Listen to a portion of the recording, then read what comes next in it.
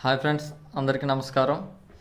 ఈ వీడియోలో నేను ప్రజెంట్ మస్కట్లో ఉంటున్నాను. ఇక్కడ మస్కట్ సిచ్యువేషన్స్ ఏంటి, ఎలా ఉంటాయి అనేది ఈ వీడియోలో చెప్తాను.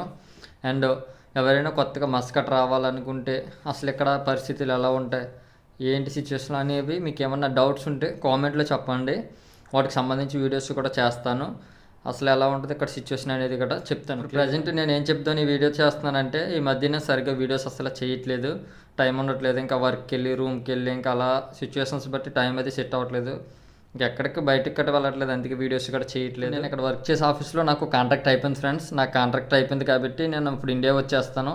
ఈ వచ్చే దారిలో ఫ్లైట్, ఎయిర్పోర్ట్ అది ఏ విధంగా ఉన్నది అనేది ఒక ఫుల్ వీడియో తీసి అప్లోడ్ చేస్తాను. ఇప్పుడు నేను ఇండియా వచ్చిన తర్వాత మా విలేజ్ అది ఏ విధంగా ఉంటుంది, మా చుట్టుపక్కల ఆ లొకేషన్స్ అవి ఎలా ఉంటాయి అనేది వీడియోస్ చేస్తాను ఇండియా వచ్చిన తర్వాత.